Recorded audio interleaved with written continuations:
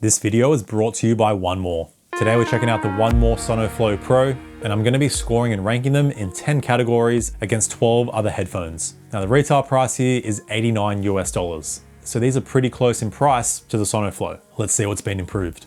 Starting with category 1, build quality and fit. And the design is pretty much identical to the Sonoflow, same build quality. It's a slightly darker color with a smoother hard plastic finish. They're a bit lighter though, weighing in at 244 grams, Sonoflow weighing at 256 grams. So both headphones are super light. The ear cups are slightly more spacious. This wasn't really an issue with the Sonoflow, so both headphones have nice, spacious and pretty deep ear cups with the same amount of solid headband cushioning. So even for my pretty giant ears, it's super comfortable and they're relatively breathable. The adjustment of the headband locks in place well enough, still it's a bit on the loose side. Same with the clamping force, it is on the lighter side. I'd rate it like a 2 out of 5, but this is for my giant head, so if you have a smaller head, you might not get enough clamping force for the headphones to stay on securely if you're moving around a lot. So they're getting the same score of 8.5 out of 10 as a Sonoflow. And you still get a hard case included. It just doesn't have a pouch now for your cables, but they got rid of the left and right placement, which is easier so you can place them in whichever way you like. And the case is large enough so I don't need to adjust the headband. I can leave it adjusted to the setting of my giant head. Now, category 2 is battery life. And you get a solid 65 hours with noise cancelling on. That goes up to 100 hours with noise cancelling off. So up there with the best when it comes to battery. The fast charge is impressive as well, with 5 minutes giving you 10 hours of playback. I'm going to assume that's with noise cancelling off, but still with noise cancelling on, it's going to be close to 6 hours, which is still very impressive. The Soundpeak Space gives you more battery life with noise cancelling off, but slightly less with noise cancelling on. And if you want to compare all these specs, it's in the spreadsheet linked below. Now, category 3 is controls. So it's the exact same layout as the Sonoflow. All the controls are on the right ear cup, but the buttons have a little bit more click to them. So volume up and down doubles up as track forward and back with a long hold. You have your ambient control button, and the power on button doubles up as play pause, which is on the front of the ear cup. So you're going to control that with your middle or index finger. Feels a bit weird at first, but it's something I got used to pretty quickly. Now you get no customization of the controls in the app. So when it comes to you switching between noise cancelling, you have to switch between noise cancelling, transparency, and noise cancelling off rather than choosing just 2 of those options. And you don't get wearing detection here, which could have been a good addition here for the Pro model because the Soundcore Space does have wearing detection at a similar price. So total score here is an 8 out of 10, same as the Sonoflow because nothing's really changed. Now, category 4 is connectivity. So you're getting Bluetooth 5.4, SBC, AAC, and LDAC Hi-Res. That is up from Bluetooth 5.0 on the Sonoflow, which made me realize how long the Sonoflow had been out for. You're still getting multi-point connection, so you can connect 2 devices to the headphones at the same time. You just need to pause your media on one device before playing it on your other device. But if you get a call, that will automatically switch over. Now you also get a low latency gaming mode here, which I noticed brought the latency down to a pretty suitable level if you're into quicker reaction games like mobile shooters. But you can of course just plug in with the auxiliary cable and get no latency. And this is pretty interesting because on the Sonoflow, you could use them with a wire, but the headphones would automatically power off. You couldn't power them on and use noise cancelling. Where on the Sonoflow Pro, you can only use them wired with the power on. So you can use noise cancelling and you get better sound quality with whatever EQ settings you have saved, but you can't use them wired, powered off. So this is both good and bad because if you run out of battery, you can't use the headphones with a wire, where you could on the Sonoflow. So it is nice to have both options, but if I was to choose one, I'd rather be able to use them with noise cancelling on and better sound quality powered on with a wire. So with all this, they're getting a score of 9 out of 10. Now, category 5 is call quality, and I run through 3 tests here: a quiet room, simulation crowd noise, and a simulation windy city with construction noise. Final score is the average of all 3 tests. Now, a small bug I noticed on the Pro model with multi-point connection on, with my headphones connected to my iPhone 15 Pro and Asus ZenFone 10. When I would make a phone call on my iPhone, I couldn't hear any audio coming through the headphones until I disconnected from my ZenFone 10. So a small issue, I think this can be fixed with firmware. Now you still can't mute your microphone using the controls in the headphones, but if you double tap the play pause button, it'll change the microphone to whatever device you're using, which is kind of interesting. And you can't switch between noise cancelling, transparency, or noise cancelling off when you're on a phone call, even if you go into the app. Whatever the last setting was that you had on before you answer the call will be what you're stuck with when you're on a phone call. Now I'm scoring them a 7.5 out of 10, same as the Sonoflow. It sounds about exactly the same as the Sonoflow. So they do struggle a bit with the wind noise test, but here are some samples so you can hear it for yourself. All right, here's the call quality of the One More Sonoflow in a quiet room. All right, here's the call quality of the One More Sonoflow Pro in a quiet room. All right, now we're going to see how the microphones block out some simulation crowd noise. All right, here's a One More Sonoflow with some simulation crowd noise. All right, here's a One More Sonoflow Pro with some simulation crowd noise. All right, now I've got some city noise, some construction noise, and some simulation wind. All right, here's a One More Sonoflow with some city noise, construction noise, and simulation wind. All right, here's a One More Sonoflow Pro with some city noise, construction noise, and simulation wind. All right, category 6 is app customization and extra features. So I'll touch on all the features and go into a bit more detail later.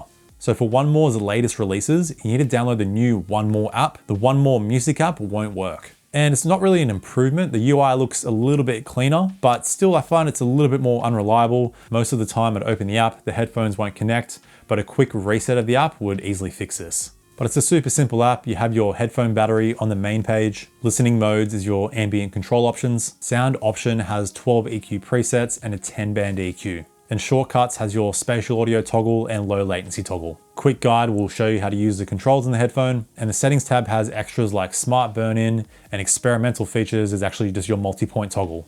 So they're getting a 7.5 out of 10. The main thing here is that you get decent EQ customization. All right, category 7 is noise cancelling, and how I test it here, I chuck on my soundbar nice and loud and I play simulation plain noise and crowd noise, so I get low, middle, high, consistent, and inconsistent sounds. And here's the scoring for the plain noise test and crowd noise test. I then average the score and round it up to the nearest half. And the noise cancelling is supposed to be improved by 12%, but it sounds about the same as the Sonoflow. Maybe in the crowd noise test it was ever so slightly stronger, but definitely not as strong as the Soundcore Space Q45. Still, it's solid noise cancelling. You don't get any customization, but you get a very minimal amount of white noise hiss. Even if you're in a quiet room, you're not really going to notice it. But you do get quite a bit of EQ shift. So this is how your sound quality changes when you go from noise cancelling on to noise cancelling off to transparency mode. So if you're going to switch between noise cancelling on to transparency or noise cancelling off, there's about a 15% mid-range and treble increase and 10% mid-bass reduction. So basically they sound a lot better with noise cancelling off or transparency on. With noise cancelling on, the sound becomes a bit muddy and you lose quite a bit of detail. Now, EQ shift is inevitable with noise cancelling and transparency, but usually I'm looking for no more than a 5% difference in sound. On the Sonoflow, the exact same thing happened, but they actually sounded the best with noise cancelling on, so you kind of flip around the situation there. And since you're buying a noise cancelling headphone, that's probably going to be one of the most common features that you use, so I think you want your headphones sounding the best with noise cancelling on. But now, category 8 is the transparency mode. And it's just okay. When it comes to picking up voices, it's a bit muffled and there's a mild amount of occlusion. So when you speak yourself, you're gonna get a little bit of that kind of blocked ear effect. Now you don't get any customization of the strength in the app, but the white noise hiss is pretty minimal. Still, it is a solid improvement over the Sonoflow, so they're getting a 7.5 out of 10. The high ranked headphones do give you slightly better clarity and less occlusion.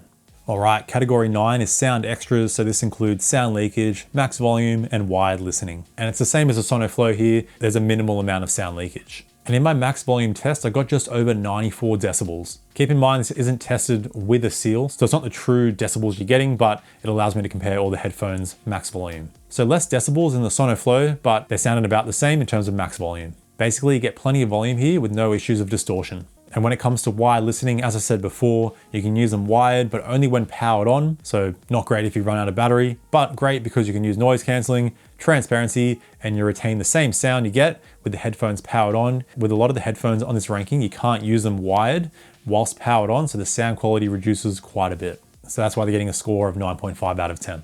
But now onto the final round, sound quality.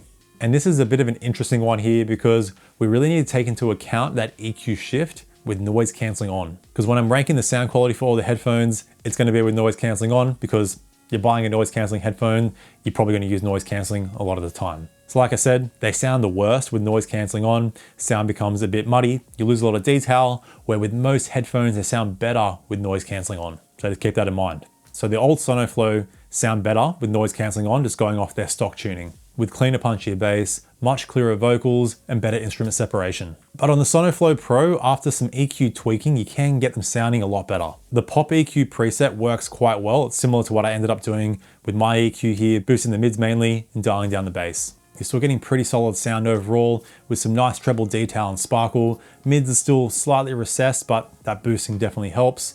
And the bass still isn't as clean as the Sonoflow. So overall, I think the Sonoflow still sound a bit better.